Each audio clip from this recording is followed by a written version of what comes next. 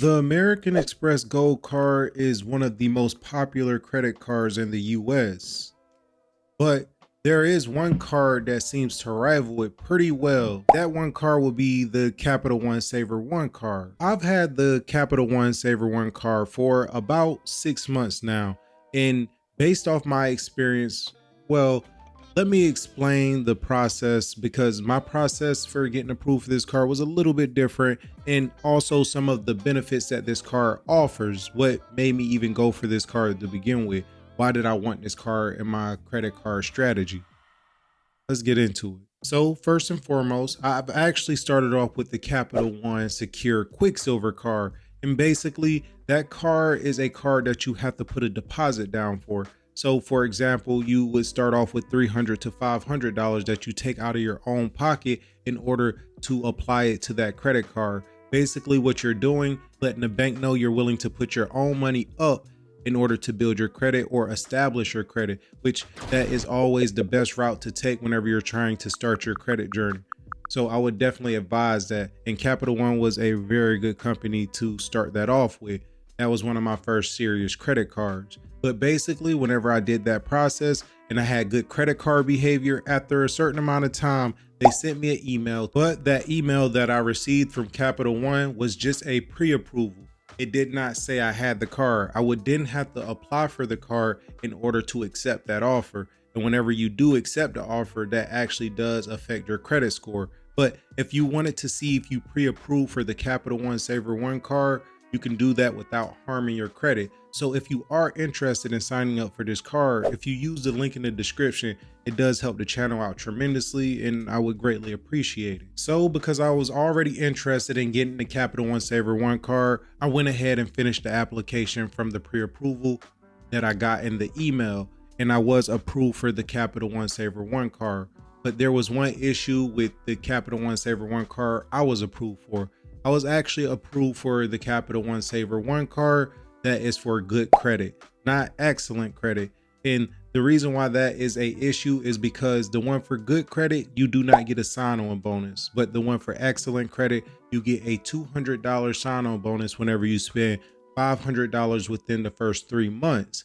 So I would not advise you actually take the offer for the one for good credit. I would say wait until you can get approved for the Savor One credit card with excellent credit so you could get that sign-on bonus. Plus, I actually believe that one is good because it's very unlikely if you can get approved for the excellent credit card that you won't spend $500 within the first 3 months just naturally without going out of your way or out of your spending habits. So if you were actually on Capital One's website, you would see that there are 3 different options for the Savor One and Savor card. So there is one card that's called the Savor card, and then there's 2 cards. One is called the Capital One Savor One card for good credit, and then there's another one that is the Capital One Savor One card for excellent credit. I would highly recommend the one for excellent credit, the Savor One card.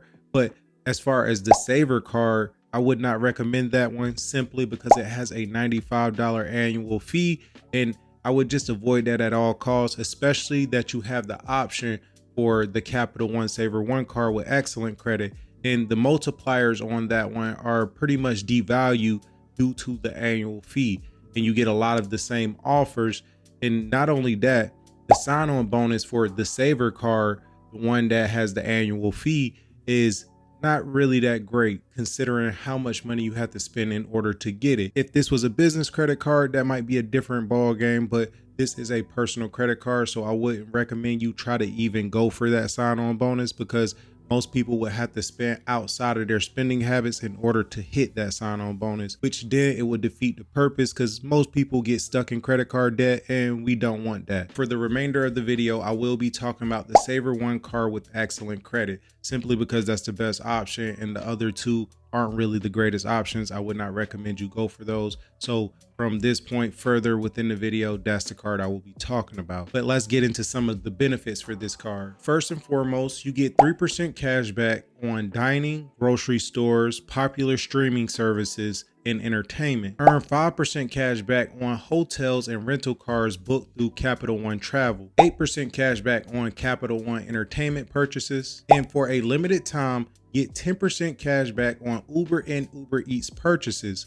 Plus, get your Uber One monthly membership fee covered through November 14th, 2024. And you get 1% cash back on all other purchases. So me personally, I do use this card for grocery stores for that 3% cash back. I definitely use it for dining a lot more than I would like to admit, but that 3% cash back does come in handy in those purposes. I don't really use it for entertainment or streaming services. In light dining, I do use Uber Eats a lot. For those people who use Uber and Uber Eats, the 10% cash back that this card is offering at the moment is amazing, but that does expire November 14th, 2024. So make sure you take advantage of it if you get the card before that date. And like I said, this card does have a sign-on bonus. You get $200 after you spend $500 within the first 3 months. And this is the Savor One card with excellent credit. That's really the only difference from the Savor One card with excellent credit from the Savor One card with good credit.